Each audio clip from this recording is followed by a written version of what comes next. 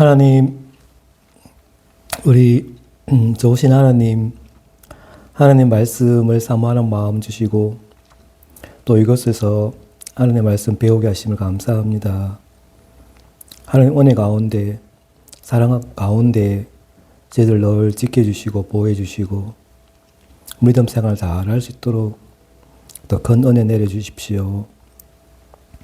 대구 3.1교회 주님께서 늘 보호해 주시고 천군 천사를 보내주셔서 늘 지켜주시고 우리 장 목사님 사역 위에 큰 은혜 다해 주시고 하나님께 더욱 칭찬받으며 세상 사람들에게 칭찬받고 선한 영향력을 끼치며 하나님께 더욱 칭찬받는 교회 되기를 원합니다. 가정에 늘 평안과 건강을 주님께서 주시고 또 최집사님 가정에도 늘 평안과 건강과 믿음을 다하여 주옵소서.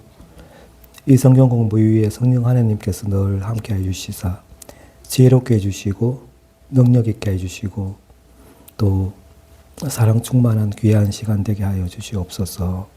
예수님의 이름으로 기도드립니다. 아멘.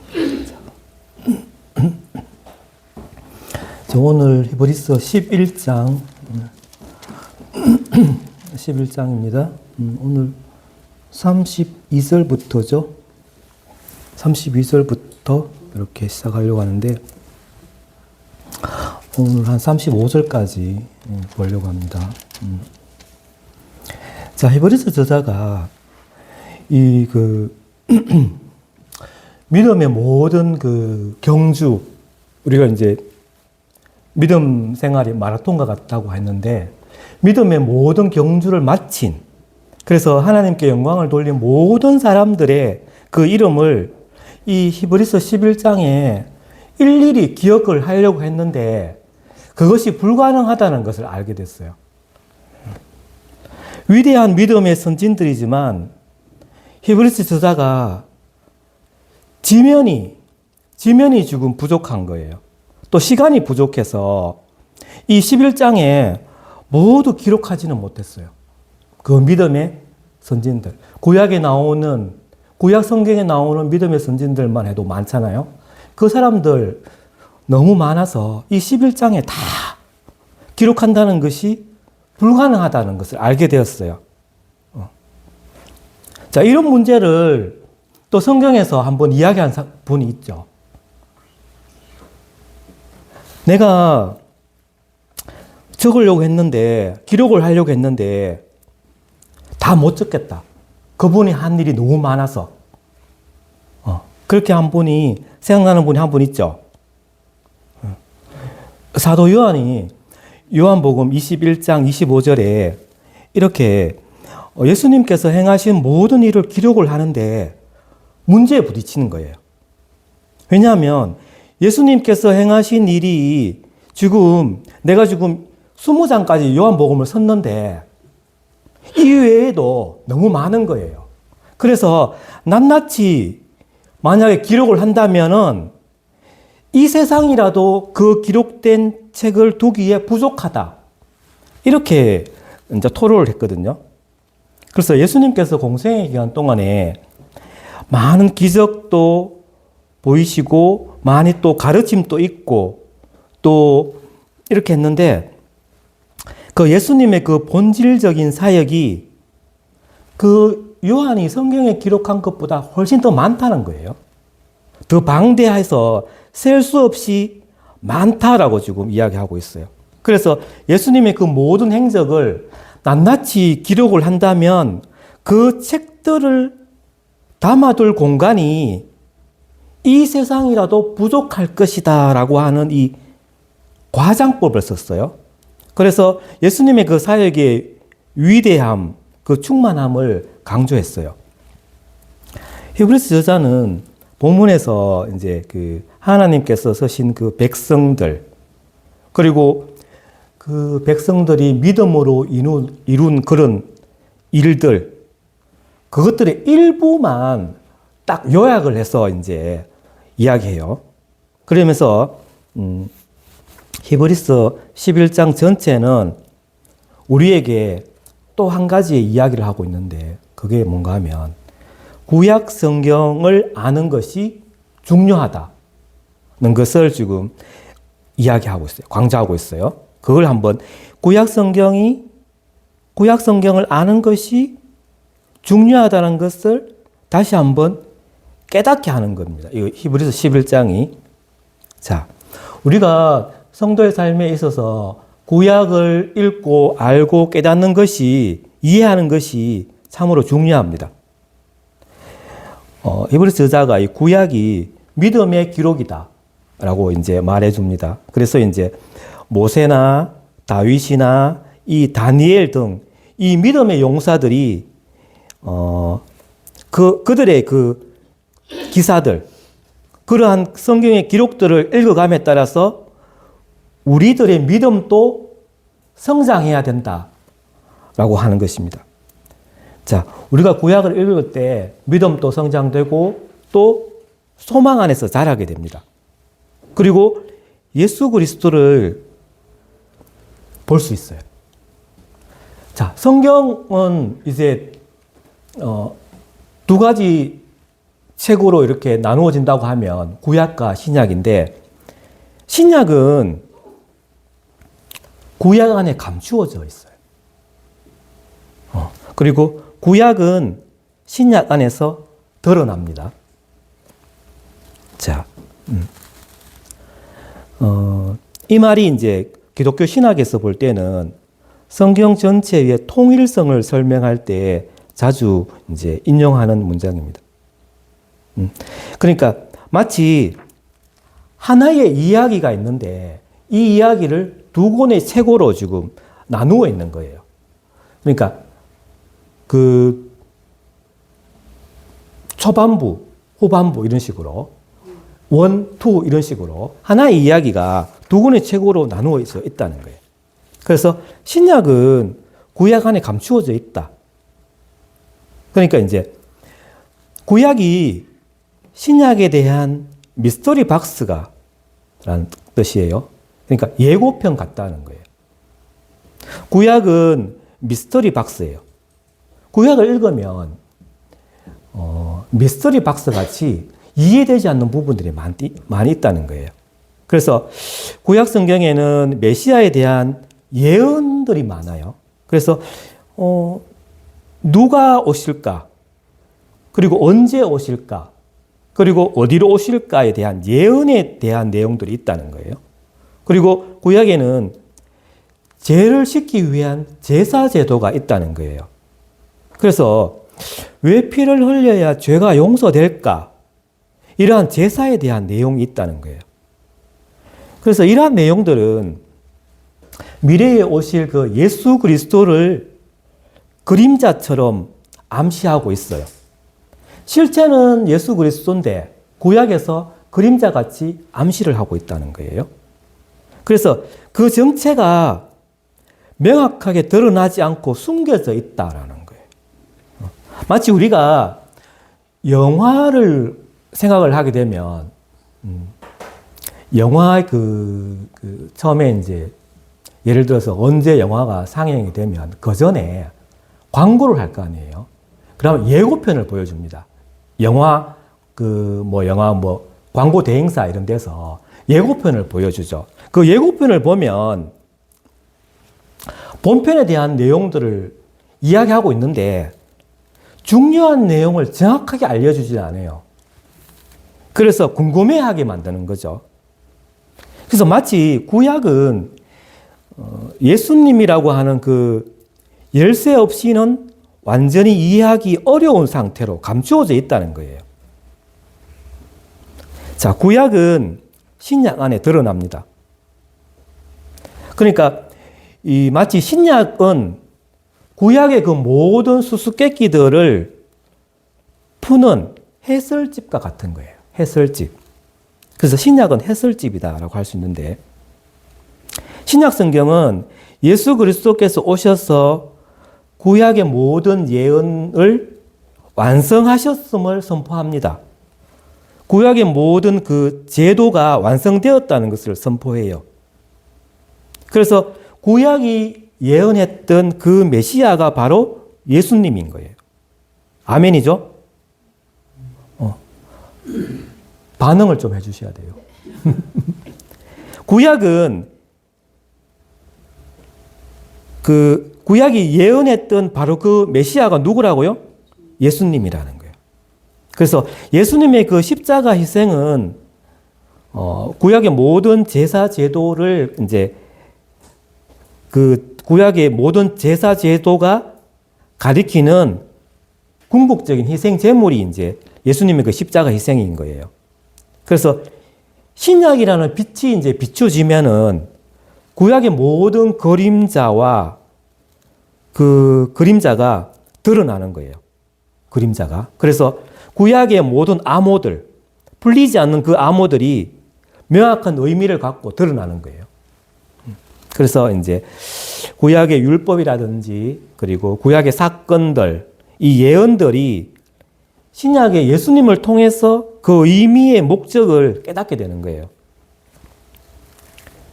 그래서 성경을 읽는 그 순서를 보면 구약을 읽을 때는 신약의 내용을 모르기 때문에 예수님이 누구인지 감추어져 보이지만은 신약을 읽고 나면 구약의 모든 내용이 예수님을 가리키고 있다는 것이 드러난다는 그런 의미가 있어요. 자, 오늘은 이제 성경에 대해서 잠깐 이야기했습니다. 자, 오늘 본문 그 히브리서 11장 32절에서 35절까지 우리 교독 한번 하겠습니다. 32절부터 제가 봅니다. 내가 무슨 말을 더하리요? 기드온, 바락, 삼손, 입다, 다윗 및 사무엘과 선지자들의 일을 말하려면 내게 시간이 부족하리로다.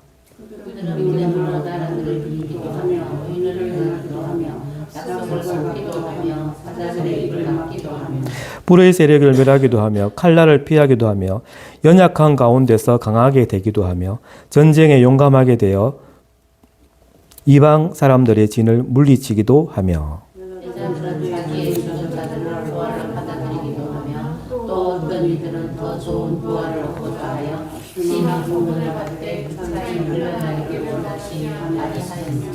아멘.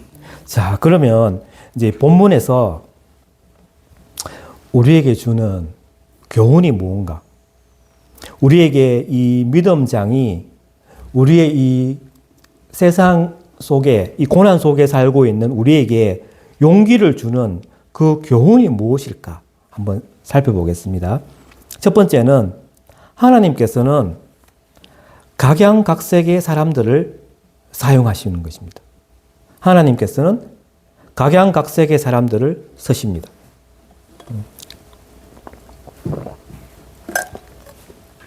자, 한번 따라해 봅시다. 하나님께서는 각양각색의 사람들을 쓰십니다.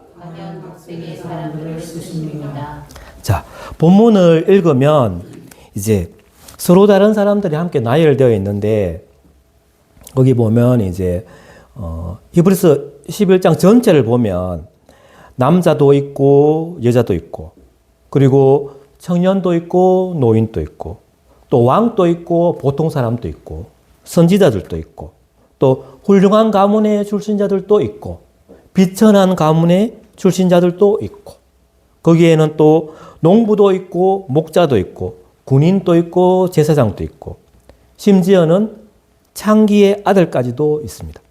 그래서 하나님께서는 각양각색의 사람들 다 사용하신다는 거예요. 그런데 어떻게 이 각양각색의 사람들이 함께 이 히브리서 11장에 올려져 있을까요? 그것은 바로 뭐 때문이다? 믿음 때문. 믿음 때문.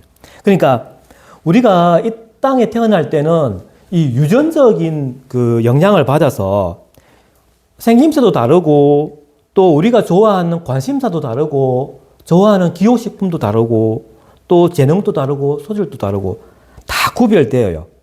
그런데 우리가 거듭나게 되면 하나의 믿음을 가지게 되는 겁니다. 자, 하나의 믿음을 가지게 돼요. 자, 우리가 아까 조금 전에 들어가기 전에 이야기를 했는데 교회는 하나의 믿음을 가져요. 하나의 믿음. 우리 대구 삼일교회도 사도신경을 고백하잖아요. 그 사도신경 안에 이제 여러 이제 고백하는 부분들이 있잖아요. 성부, 성자, 성령에 대해서, 그리고 예수님이 어떤 분이다라는 것에 대해서 재림까지 다 이야기를 하죠. 하나의 믿음을 가지게 되는 거예요. 그래서 한 분이신 성령님께서 우리 안에 계시고 또 주님께 영광을 돌리게 되는, 그렇게 되는 그런 믿음을 가지게 된다는 거예요. 본문의 사람들, 여러 이제 각양각색의 사람들의 공통점이 있거든요. 이들은 모두 하나님의 말씀을 듣고 그 말씀에 감동을 받아요. 그리고 나서 그 말씀대로 따라서 행동을 합니다. 이게 이제 공통점이죠. 그래서 하나님께서는 이들을 사용하세요. 위대한 역사를 이루기 위해서. 자, 여기 나오는 사람들은 완전한 사람이 아니에요. 하나님께서 사용하시는 사람은 완전한 사람을 사용한다고 할 수 없고 그냥 보통 평범한 각양각색의 사람들인 거예요. 온전한 사람이 아니에요. 하나님께서 왜 이러한 사람들을 쓰실까? 왜 각양각색의 사람들, 온전하지 않은 사람들을 쓰실까 하면 하나님의 뜻을 이루기 위해서, 하나님의 이름을 위해서 이들을 사용하신다는 거예요. 그래서 32절에 보면 이 기드온, 바락, 삼손, 입다 이런 사사시대의 사람들도 있고 또 다윗 같은 그 열왕시대의 사람들도 쓰고 또 사무엘과 선지자들과 같은 이 선지자 시대의 사람들도 언급을 하는 거예요. 그러니까 믿음은 역사의 어떤 한 시기에 제한되지 않아요. 그러니까 하나의 정치 체계에 제한되지 않습니다. 그러니까 그 이스라엘 왕국이 있기 전에는 이제 왕들이 없었을 때는 하나님께서 사사들을 통해서 이제 위대한 역사들을 이루시잖아요. 그리고 또 왕국 시대에 또 왕들을 사용하시고 또 왕국이 무너지면은 또 선지자들을 세우시는 거예요. 그래서 믿음의 그 능력을 보이시는 거예요. 그래서 우리는 이렇게 말하면 안 되는 거예요. 시대나 여건 때문에 믿음이 역사할 수 없다라고 말할 수 없는 거예요. 왜냐하면 참 믿음은 역사의 제한을 받지 않는 거예요. 자, 한번 따라해 봅시다. 참 믿음은 역사의 제한을 받지 않는다. 네. 또한 믿음은 우리의 지능에 좌우되지 않아요. 우리가 얼마나 똑똑한지 거기에 따라서 좌우되지 않아요. 그리고 우리가 육체적으로 어떤 능력을 가지고 있느냐, 정신적으로 어떤 능력이 가지고 있느냐에 좌우되지 않는 거예요. 또한 믿음은 우리의 주위 환경에 의해서도 좌우되지 않아요. 예를 들어서 그 300명의 용사와 기드온은 하나님의 뜻을 믿음으로 이뤘거든요. 그래서 우리는 절대로 하나님께서는 이 경우에는 어쩔 수 없으실 거야, 이렇게 말할 수가 없다는 거예요. 그런데 하나님은 이런 환경의 영향을 받지 않는 분이에요. 그런데 우리가 불신앙을 하면 하나님께서는 그 능력의 역사가 막힐 수가 있습니다. 한 번은 예수님께서 예수님의 고향인 나사렛을 방문하신 일이 있었거든요. 그래서 마가복음 6장에 보면 이런 말씀이 있습니다. 거기서는 아무 권능도 행하실 수 없어 다만 소수의 병자에게 안수하여 고치실 분이었고 그들이 믿지 않음을 이상히 여기셨더라 라고 말씀하거든요. 그러니까 예수님께서 고향에 가셨어요. 고향이 어디라고요? 나사렛. 나사렛에 갔는데 나사렛에 있는 고향 사람들이 예수님을 누구라고 불러요? 마리아의 아들 예수, 이렇게 부르는 거예요. 마리아의 아들 목수, 목수의 아들이라는 거예요. 마리아의 아들. 마리아의 아들이라고 하는 거 보니까 그 아버지가 돌아가신 것 같기도 해요. 그죠? 그래서 마리아의 아들 목수라 이렇게 예수를 그렇게 불러요. 그러니까 이 예수님을 구세주로 안 보고 목수로 보는 거예요. 목수의 아들로. 그래서 배척하는 거예요. 자, 고향 사람들이 예수에 대한 믿음이 없는 거예요. 불신앙을 하고 있는 거예요. 그래서 그곳에서 예수님께서 큰 기적을 베푸시지 않은 거예요. 이것은 예수님께서 능력이 없어서가 아니고 사람들의 그 불신앙이 하나님의 능력이 역사할 수 있는 그 통로를 막아부는 거예요.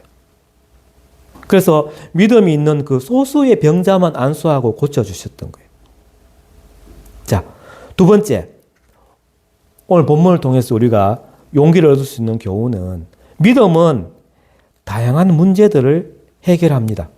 한번 따라해 봅시다. 믿음은 다양한 문제들을 해결한다.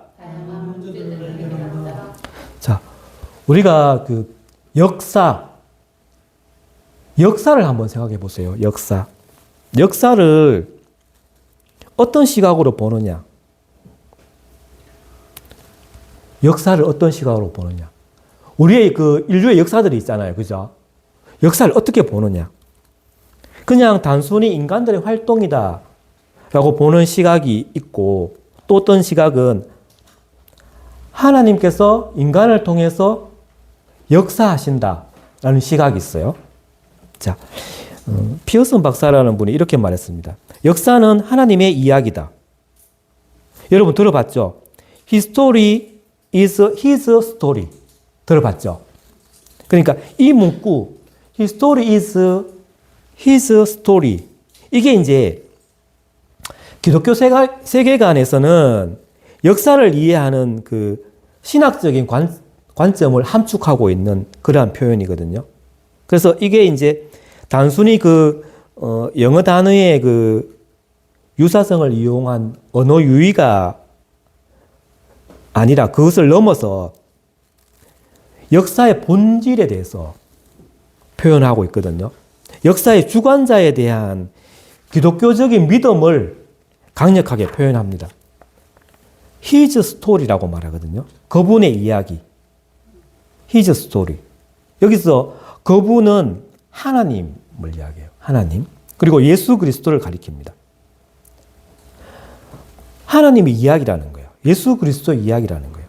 그 세상의 역사는 우연히 발생하는 사건들이 아니라는 거예요. 우연히 발생하는 사건. 세상 사람들은 세상에 일어나는 사건들이 우연히 발생했다라고 이렇게 믿는 사람들이 있잖아요. 예를 들어서 진화론 같이. 그런데 하나님께서 세상을 창조하신 후에는 하나님께서 이 세상을 이끌어 가시는 이야기라는 거예요. 그게 역사라는 거예요. 어떤 계획을 가지고 이끌어 가신다는 거예요. 그냥 이끌어 가시는 게 아니고 계획이 있다는 거예요. 당연히 목적이 있다는 거예요. 이게 이제 세속적인 견해와 차이를 가집니다. 오늘은 그 성경과 역사에 대해서 잠깐 이야기하고 있는데, 그러니까 역사의 주관자가 있다는 거예요. 역사의 주관자. 이 주도권을 누가 가지고 있느냐? 인간이냐? 자연이냐? 아니면 하나님이냐? 그러니까 모든 사건은 궁극적으로 하나님의 뜻 안에서 일어납니다. 이게 이제 기독교 세계관이죠. 참새 한 마리도 그냥 떨어지지 않는 거예요. 하나님께서 허락을 해주셔야 그 참새 한 마리가 떨어지는 거예요. 그러니까 하나님의 주권이죠. 하나님의 절대 주권. 하나님의 뜻 안에서 모든 사건들이 일어난다는 거예요. 자, 그러면 이 역사에 목적이 있거든요. 목적. 역사는 종말론적 목적을 가지고 있어요. 그래서 역사는 어떤 목표 지점이 있다는 거예요. 그 목표 지점을 향해서 계속 나아가고 있는 거예요. 역사가. 그 목표 지점이 뭐예요? 하나님 나라의 완성. 하나님 나라의 완성을 위해서 이 목적을 가지고 나아가고 있다는 거예요. 또 예수님의 재림을 향해서 역사가 지금 나아가고 있다는 거예요. 그래서 세상 사람들이 말하는 어떤 그 단순한 순환이 아니고 그 무의미한 반복이 아니다는 거예요. 자, 그럼 역사는 중심을 딱 가지고 있어요. 중심. 역사는 가장 중요한 분기점이 있다는 거예요. 역사의 분기점. 역사의 분기점이 뭐예요? 예수님의 탄생과 십자가와 부활. 이게 분기점인 거예요. 이 사건을 통해서 인류를 구원하시려는 하나님의 계획이 성취가 되는 거예요. 그래서 BC와 AD로 나누어지잖아요. 지금 주후 2025년. 역사가 예수님 전과 예수님 후로 이렇게 나누어서 딱 이야기하고 있잖아요. 그래서 이 문구, 그러니까 His story is His story. 이 문구는 신자들이 지금 현재의 그 어려움 속에서도 역사를 주관하시는 그 하나님을 신뢰하며 소망을 가지게 될 때 격려받는 그러한 메시지로 지금 담고 있어요. 일반 역사가들, 그러니까 보통 세상의 역사가들은 이스라엘 역사를 또 연구하잖아요. 연구를 하는데 어떻게 보냐면 그들의 사건을 봐요. 어떤 일이 일어났는지. 그리고 전쟁이 일어났을 때 그 전쟁의 사건들. 그리고 그 사람, 그때 이제 지도자가 누군지. 이런 걸 살펴보려고 하는데 그때에 믿음이 얼마나 큰 영향을 미쳤는지 믿음이 있어야 문제가 해결될 수 있다는 사실을 고려하지 않는 거예요. 하나님을 믿는 믿음을 무시하면 이 이스라엘 역사는 정말 수수께끼 같은 그러한 이야기가 되고 마는 거거든요. 자, 옛적에 그 믿음의 그 영웅들이 하나님을 의지했던 것과 마찬가지로 오늘 우리가 하나님을 의지하기를 원하시는 거예요. 그래서 히브리서 11장에서 뜻하는 그 목적, 바로 이거다는 거예요. 그러니까 옛적에 그 믿음의 영웅들이 하나님을 의지했던 것 같이 오늘 사는 우리가 하나님을 의지하기를 원한다. 이게 이제 히브리서 11장이 목적인 거예요. 그래서 시대는 그때 초대교회와 지금 한 2000년이라는 이 세월이 지났지만 시대는 변했어요. 그때 시대나 지금이나. 많이 바뀌었잖아요. 그렇지만은 하나님은 변치 않으시는 거예요. 하나님께서는 지금 또 여전히 믿음에 응답하여 역사하시는 분이라는 거예요. 그래서 이러한 위대한 역사 가운데 이제 몇 가지를 이제 살펴보면서 이제 오늘 우리의 삶과 사역이 어떻게 적용되는지를 한번 알아보겠습니다. 자, 33절에 보면 처음에 이렇게 말하고 있죠. 그들은 믿음으로 나라들을 이기기도 하며 라고 말하고 있습니다. 나라를 이기기도 하며.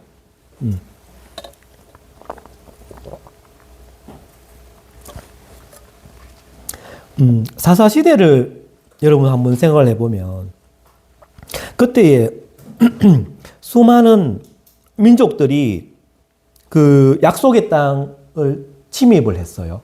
최소한 한 6민족이 이 이스라엘 땅을 침입했어요. 그래서 이스라엘 백성들을 노예로 막 삼았는 거예요. 그러나 하나님께서는 지도자를 세우시는 거예요. 사사를 세우시죠. 그리고 대적들을 공격하여 백성들을 구하는데 어떻게 구해요? 믿음으로 구해요. 자, 기드온은 미디안 사람들을 물리치는 거예요. 나라를 이기기도 하는 거예요. 또 바락은 야빈이 이끄는 그 가나안 족속을 쳐부수는데 드보라 선지자와 또 이렇게 연합하죠. 그리고 입다는 암몬 족속을 이제 참패시키고, 삼손은 블레셋 사람들을 가차없이 부수죠. 또 왕들과 선지자들도 하나님의 권능을 믿고 용감하게 대적자들을 대항합니다. 다윗은 여호와의 이름으로 그 주변의 수많은 나라들을 차례대로 다 쳐부숴요. 그리고 사무엘은 어떻게 승리를 하나 하면 기도로 그리고 영적인 지혜로 백성들을 도와서 승리하게 합니다. 또 엘리야와 엘리사 같은 이 선지자들도 그 이방 군대에게 패배를 주고 또 통치자에게 멸망을 주게 합니다. 자, 그러면 오늘날에도 이 믿음이 여전히 국내외적인 문제에 영향을 미칠까? 영향을 미칠까요? 영향을 미칩니다. 자, 다니엘 그 10장 11절에서 17절을 보면 다니엘이 기도를 합니다. 다니엘 10장에서 이게 다니엘이 믿음으로 드리는 이 기도가 영향을 줘요. 어디에 영향을 주냐 하면 국가의 일에 영향을 줘요. 근데 사단은 계속 이렇게 기도하는 자에게 막 이제 대항을 하는 거예요. 다니엘의 그 기도가 국가적 차원의 중보적인 기도의 성격을 띠고 있어요. 자, 초대교회 그 교인들도 그 시대의 권력자들에게 이제 심한 이제 핍박을 받잖아요. 반대에 부딪히잖아요. 그때 어떻게 했어요? 기도했어요. 그 기도로 하나님께 호소했고 하나님께 응답받았어요. 기도가 먼저예요. 기도가 중요하죠. 어떤 우리가 할 수 없는, 우리의 힘으로 할 수 없는 그런 일들이 있을 때 가장 먼저 해야 할 일이 기도입니다. 그래서 사도행전 4장에 보면 사도들이 모임에 그 동료에게 가서 제사장과 장로들의 말을 다 알린다고 말했어요. 그래서 사도들이 이제 그 초대교회 그 신자들에게 돌아가서 그들이 겪은 위협, 당국의 한 말들을 모두 이제 보고를 해요. 그때 이제 베드로와 요한이 병자를 고친 일이 있었는데 그게 이제 산헤드린 공회에 그 공회원들이 이 사도들을 잡아서 신문을 하고 풀어준 일이 있었잖아요. 그래서 이 보고를 들은 초대교회의 성도들이 어떻게 했다고요? 한 마음으로 부르짖어 기도했어요. 자, 이게 오늘 하나님의 백성들에게 필요하다는 거예요. 그래서 한 마음으로 세상의 지도자들을 위해서 믿음으로 기도하는 것이 필요합니다. 자, 우리 디모데전서 2장을 한번 잠깐 보겠습니다. 디모데전서 2장. 디모데전서 2장. 신약 338면쯤 있네요. 디모데전서 2장에 보면 이제 사도 바울이 디모데에게 말하고 있죠. 디모데전서 2장 1절에서 2절까지 우리 한 목소리 한번 읽어볼까요? 시작. 그러므로 내가 첫째로 권하노니 모든 사람을 위하여 간구와 기도와 도구와 감사를 하되 임금들과 높은 지위에 있는 모든 사람을 위하여 하라. 이는 우리가 모든 경건과 단정함으로 고요하고 평안한 생활을 하려 함이라. 아멘. 자, 사도 바울이 디모데에게 첫 번째로 해야 할 것이 무엇이라고요? 기도라고 이렇게 말하고 있습니다. 그러면서 기도의 종류에 대해서 이야기하고 있어요. 간구가 있다는 거예요. 간구가 뭐예요? 기도할 때? 어떤 특정한 필요에 따라서 이제 요청하는 거예요. 하나님께. 뭐 달라고, 그죠? 쉽게 말해서 뭐 달라고 이렇게 기도하는 거예요. 두 번째, 이제 기도. 기도는 일반적인 경배, 대화를 하는 거예요. 자, 세 번째 기도는 어떤 종류가 있나 하면 도구가 있다는 거예요. 도구는 이제 중보 기도를 뜻합니다. 그러니까 나를 위한 기도가 아니고 누구를 위한 기도? 다른 사람, 이웃을 위해서 기도하는 거. 그리고 감사 기도가 있다는 거예요. 이러한 기도의 종류와 형태에 대해서 이야기하면서 기도는 모든 사람들을 위해서 하라라고 말하고 있습니다. 여기 보면 모든 사람을 위하여 이렇게 있죠. 1절에. 그래서 기도의 범위가 어떤 내 가족, 나를 위한 기도, 또 우리 교회만을 위한 기도를 넘어서서 모든 인류를 포함해야 된다라고 이제 이야기할 수 있는 거예요. 특히 또 그때에는 초대교회에는 이제 기독교를 핍박하는 이 세상 권력자들이 있었기 때문에 특별히 세속 권력자들, 이 위정자들을 위해서 특별히 기도해야 된다라고 말합니다. 왜 위정자들을 위해서 기도해야 되는가? 그 이유에 대해서도 말하고 있죠. 2절에 보면 우리 성도들이 이 세상 속에서 살고 있기 때문에 우리가 평화롭게 신앙생활을 하기 위해서는 이 위정자들을 위해서 기도해야 된다는 거예요. 그러한 환경이 되어야 되잖아요. 이것은 이제 하나님의 구원 의지와도 연결이 되는데 평안한 사회 분위기 속에서 신자들이 다른 방해를 받지 않고 경건한 신앙생활을 할 수 있기 위해서 기도하라는 거예요. 그리고 또 복음 전파를 할 수 있도록 이 위정자들이 올바른 통치를 구하는 거예요. 자, 그래서 이 기도를 하라는 거예요. 그래서 위정자들을 위한 기도, 나를 위한 기도를 꼭 하라라고 말하고 있습니다. 자, 다음 오늘 본문을 보면 11장 또 의를 행하기도 하고 이렇게 말하고 있습니다. 의를 행하기도 하고 하나님의 영광을 위해서 믿음으로 행한 일은 다 의로워요. 자, 엘리야가 바알 선지자들을 대항하여 물리친 것도 의로운 행위고 또 엘리사가 나아만을 치유한 것 또한 의로운 행위라 할 수 있습니다. 자, 하나님께서 세우신 그 믿음의 지도자들은 하나님의 의로우신 손 안에서 백성들을 다스리려고 최선을 다했어요. 또 다윗도 이렇게 말하거든요. 사무엘하 8장에 보면 다윗이 온 이스라엘을 다스려 다윗이 모든 백성에게 정의와 공의를 행한다라고 말했거든요.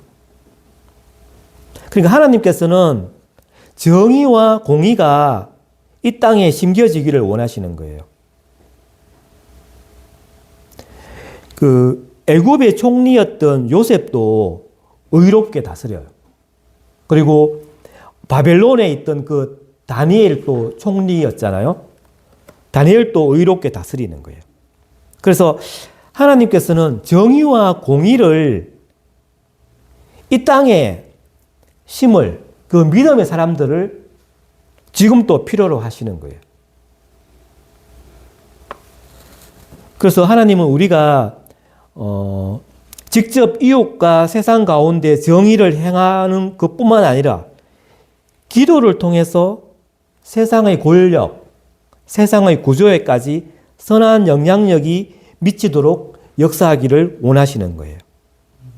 그리고 결국 하나님께서는 믿음의 사람들을 필요로 하는 것은 그들을 통해서 하나님의 성품인 이 정의와 공의가 이 땅에 현실로 나타나기를 바라시기 때문이죠. 자, 다음에 약속을 받기도 하며 라고 말하고 있습니다. 약속을 받기도 하며. 자, 믿음의 사람들은 하나님께로부터 약속을 받고 또 약속들을 믿음으로 하나님 뜻을 이룹니다. 믿음의 선진들이 하나님을 신뢰함으로 하나님께서 이제 개별적으로 이제 각 주시는 거죠. 그래서 구체적인 약속들을 경험하고 성취했음을 의미합니다. 그러니까 믿음이 가져오는 구체적이고 현실적인 축복 그리고 승리를 말씀하고 있죠. 예를 들어서 아브라함과 사라도 약속을 받았죠. 자녀를 주시겠다는 약속.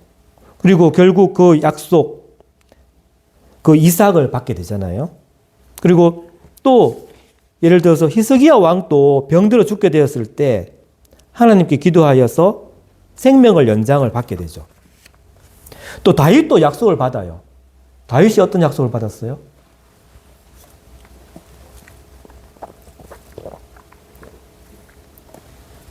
다윗이 받은 약속. 다윗은 왕이 된다는 약속을 받았잖아요. 사무엘을 통해서 기름 부음을 받았잖아요. 왕이 된다. 그리고 결국 왕이 됐어요. 그래서 믿음은 단지 미래의 소망에만 국한된 것이 아니라 현실 세계에서 하나님의 능력을 경험하는 통로가 되는 거예요.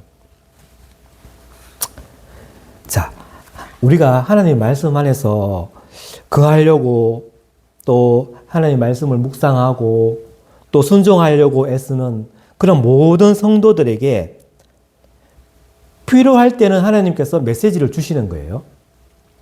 또 어떤 때는 성령 하나님께서 그 약속을 기억나게 하시기도 합니다. 자, 우리에게는 이 성경이 있잖아요. 성경. 여기에 하나님의 모든 약속이 다 있는 거예요. 자, 다음 사자들의 입을 막기도 하며 이거는 이제 누구를 이야기하고 있어요?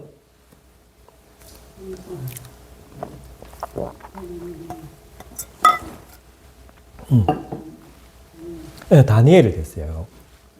다니엘의 체험을 이제 이야기로 하고 있는데 다니엘 6장에 보면 다니엘이 이렇게 말합니다. 나의 하나님이 이미 그의 천사를 보내어 사자들의 입을 보호하셨으므로 사자들이 나를 상해하지 못하였사오니 라고 말하고 있거든요. 그러니까 우리가 성도가 하나님의 뜻을 행할 때에 하나님의 종은 천사들이 자기를 지켜줄 것을 믿습니다. 그러니까 하나님께서 천사를 보내주셔서 하나님의 종이 이러한 일을 할 때에 지켜주신다는 거예요. 교회도 마찬가지예요. 교회도 천사들이 지켜주시는 거예요. 불의 세력을 멸하기도 하며 라고 있습니다. 불의 세력을 멸하기도 하며. 이 말씀도 이제 다니엘서에서 나오는 그 용감한 히브리인 3명. 다니엘의 친구, 그 3명에 대한 말씀입니다. 그래서, 이때 왕이 우상을 만들어서 절하라라고 했을 때, 이 용감한 히브리 3명이 어떻게 해요? 그것이 잘못됐다. 우상에게 절하는 것은 잘못됐다라고 믿음으로 거부합니다. 성도는 노라고 말할 수 있는 믿음과 용기가 있어야 돼요. 하나님께서는 이 자신들을 구해 주실지 아닐지 이 세 사람은 확실하게 몰랐어요. 그래서 결국은 이제 이들의 그 믿음이 불의 세력이 아무런 해도 끼치지 못하도록 만든 거예요. 이들의 옷에서 뭐 탄 냄새도 나지 않았죠. 자, 다음 칼날을 피하기도 하며. 사단은 살인자입니다. 사단과 그 졸개들은 하나님의 종들을 계속 죽이려고 해요. 예를 들어서 다윗은 칼날을 여러 번 피하게 되죠. 여러 차례 사울 왕의 그 칼을 피해서 구원을 받아요. 많은 대적들의 그 칼을 피해서 구원을 받습니다. 또 엘리야 같은 경우에도 아합 왕과 이세벨이 죽이려고 할 때 하나님께서 그를 안전한 장소로 이제 피신시키시고 먹이시죠. 그래서 믿음의 사람에게는 그 죽음의 위험조차도 하나님께서 막아주신다라고 하는 그러한 메시지를 지금 전달하고 있는 거예요. 자, 다음에 연약한 가운데서 강하게 되기도 하며 전쟁에 용감하게 되어 이방 사람들의 진을 물리치기도 하며 이렇게 말씀하고 있죠. 우리가 이제 믿음의 사람들, 믿음의 영웅들을 이렇게 이야기하면 아, 그들은 우리와 좀 다른 사람이지 않겠나. 이렇게 우리가 잘못 생각하기가 쉬운데 그렇지 않다는 거예요. 그들도 연약한 사람들이었다는 거예요. 문제는 어디에 있다? 믿음에 있는 거예요. 기도원은 하나님께서 부르실 때 포도주 털에 숨을 정도로 겁이 많은 사람이었어요. 근데 나중에 적군을 물리치죠. 어떻게? 어떤 방법으로? 믿음으로. 자, 바락이 있습니다. 바락. 바락은 처음에 두려워했어요. 그런데 드보라 선지자에게 간청하고 나서 하나님께 승리를 받았거든요. 그러니까 믿음의 군사들은 이방 사람들의 진을 물리침으로써 대적에게 빼앗긴 영토를 백성들이 되찾도록 했어요. 자, 다음. 여자들은 자기의 죽은 자를 부활로 받기도 하며 라고 말씀하고 있습니다. 죽음은 최후의 대적이에요. 근데 최후의 승리가 뭐예요? 부활이에요. 믿음의 기도, 그리고 하나님의 능력을 통해서 죽었던 그 자식이 다시 살아나는 그 구약시대의 그 실제 사건들에 대해서 지금 가르치고 있는 거예요. 예를 들어 이런 거죠. 사르밧 과부의 아들을 살린 엘리야. 또 수넴 여인의 아들을 살린 엘리사. 이런 이야기들이 지금 말하고 있는 거예요. 자, 여기 이제 부활로 표현되고 있는데, 이 부활은 우리가 알고 있는 그 부활이 아니라 소생을 이야기하고 있습니다. 그래서 부활의 뜻은 이제 예수님께서 재림 때 있을 그 최종적인 부활을 지금 말하는 것이 아니에요. 그러니까 여기서 말하는 이 부활은, 이 구절에서 말하고 있는 부활은 우리가 알고 있는 영원히 다시 사는 그 부활을 말하는 것이 아니라 소생, 그러니까 잠깐 다시 사는 것을 지금 이야기하고 있는 거예요. 그래서 일시적으로 죽었던 생명이 육신적으로 회복되어 잠깐 살아가는 거예요. 그것을 지금 말하고 있는 겁니다. 그게 소생이에요. 자, 성경에는 이 소생에 대한 이야기들이 많이 나와요. 아까 지금 조금 전에 말씀드렸던 사르밧 과부가 그 아들이 죽었다가 엘리야가 살려내잖아요. 하지만 이 과부의 아들은 뭐 오래 살다가 다시 죽었겠죠. 그러니까 부활이 아니고 소생인 거예요. 잠깐 살았다가 다시 죽는 거예요. 이런 이야기들이 성경에 한 8번 나와요. 그러니까 구약에 한 3번 정도 나옵니다. 방금 이야기 드렸던 그 엘리야와 엘리사 이야기가 있고, 또 한 군데에서 또 나오고, 또 예수님께서도 죽었던 사람을 살리는 그런 사건들이 한 3번 정도 지금 언급하고 있어요. 그 중에 하나가 이제 나사로 이야기도 포함이 되겠고, 또 사도 중에 베드로가 죽었던 사람을 살리는, 소생시키는 그런 사건이 한 번 나옵니다. 또 바울도 그런 일이 한 번 있었어요. 그래서 총 한 제가 지금 알아본 거는 한 소생이 한 8번 정도 성경에 지금 나오고 있습니다. 그것은 우리가 알고 있는 그 부활이 아니에요. 잠깐 다시 살아나는 거예요. 거기에서 이야기하고 있습니다. 자, 3번째 우리가 받을 수 있는 교훈은, 믿음은 여러 가능성들을 발현시킨다, 실현시킨다는 거예요. 그러니까 믿음이 가능성들을 실현을 시켜요. 자, 우리 성도들은 우리가 갖고 있는 것 중에 하나가 잠재력을 가지고 있는데, 그게 엄청난 잠재력을 가지고 있어요. 그런데 이것은 오직 믿음을 통해서 그 잠재력이 실현될 수 있는데, 믿어야 이루어진다는 거예요. 믿어야.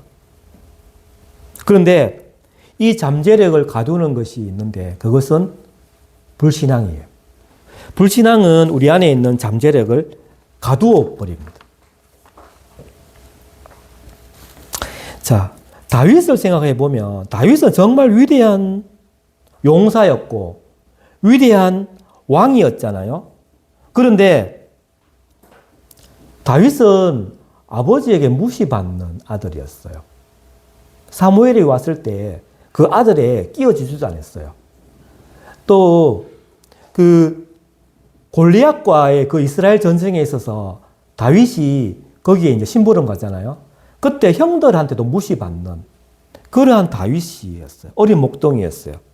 근데 이 다윗이, 이 아버지와 형들에게 무시받던 이 다윗이 그렇게 위대하게 만들어진 이유가 무엇일까요?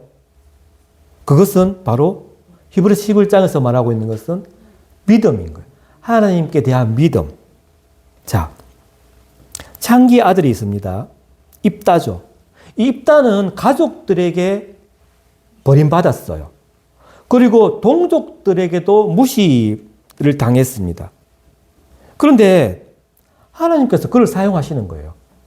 그래서 이스라엘의 큰 구원을 가져다 주는 그러한 역사가 일어나는 거예요. 이 비결이 무엇일까요?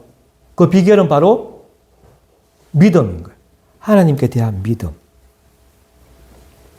자, 오늘 하나님은 변하지 않으시거든요. 이 하나님의 말씀도 변하지 않습니다. 우리에게, 지금 현재 우리에게 이 히브리서 11장에 나오는 이 믿음의 선진들과 같이 위대한 믿음을 행할 수 있는 기회가 우리에게 있어요. 잠재력을 가지고 있는 거예요. 그래서 이 믿음의 사람들 목록이 있다면 여러분들의 이름을 첨가할 자리가 분명히 있습니다. 남아 있습니다. 그래서 우리가 하나님께 순종하고 그분의 말씀을 믿기만 하면 여러분의 삶 가운데 이루어지기를 기다리는 잠재력이 있다는 거예요. 하나님께서는 여러분을 통해서 세상을 변화시킬 수가 있어요. 아멘. 자, 이제 35절입니다. 35절에 보면 또 어떤 이들은 이렇게 말합니다. 또 어떤 이들은. 자, 여기 32절부터 이 40절 사이에 이제 35절에서 또 어떤 이들을 이렇게 말하면서 이 11장에서 전환점을 가지게 돼요. 전환점. 자, 여기서 전환점을 가집니다. 전환점. 자, 여기 이때까지는 전부 믿음으로서 승리한 이야기들이 나와요. 그런데 35절 중간쯤에서 전환점이 이제 나오는 겁니다. 전환점. 그래서 거기에는 그들은 고통을 당했다라고 말하고 있어요. 그리고 탈출을 못합니다. 기적이 일어나지 않아요. 같은 믿음의 사람들인데 고통도 당하고 탈출을 못해요. 앞에 지금까지 말했던 모든 믿음의 선진들은 다 승리를 했잖아요. 그런데 뒤에는 어떻게 됐나 하면 고통을 당하기 시작하는 거예요. 자, 하나님께서 그들을 버리셨을까요? 아니면 그들이 하나님을 버렸을까요? 이 두 질문에 대한 답이 무엇일까요? 다음 주를 기대하십시오. 자, 40절까지 다 하면 시간이 너무 오래 걸려요. 40절까지 다 할 수가 없는 거예요, 지금. 다 하려면. 자, 기도하고 마칠게요.